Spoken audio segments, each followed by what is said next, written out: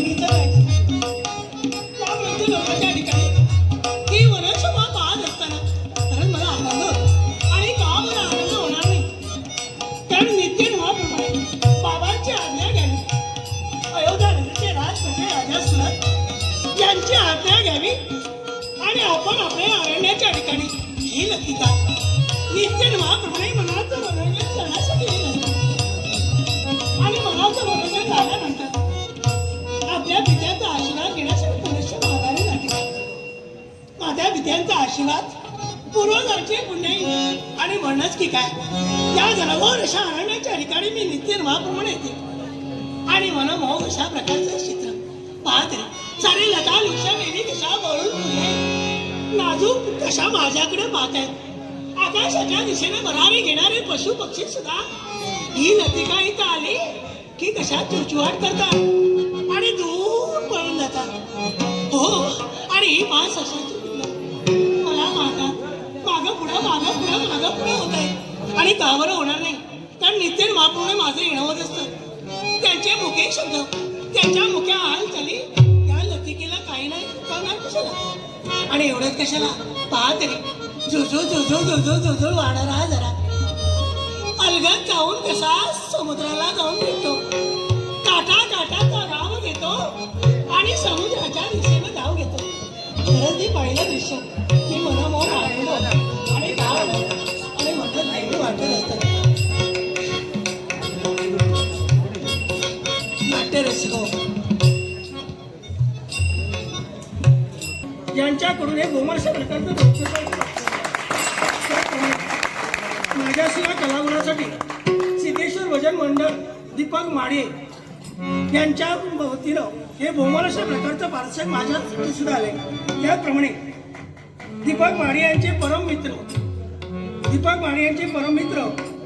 बाबा मुंडगेकर म्हणजे धोंडू मुंडगेकर यांनी सुद्धा कैलास जोशी दीपक माडे यांच्या स्मरणार्थ हे भोमर अशा प्रकारचे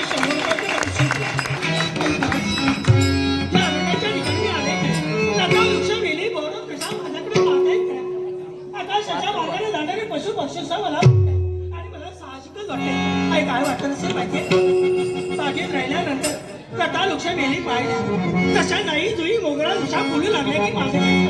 पाहता म्हणून एकच वाटते काय वाटते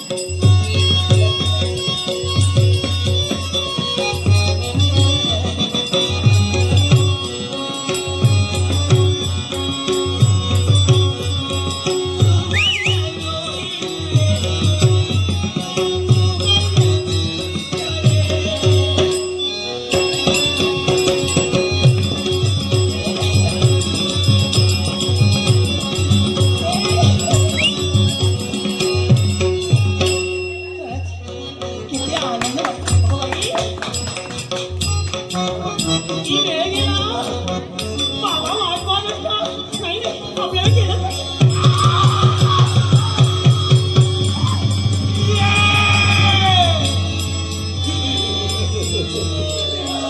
Yeah!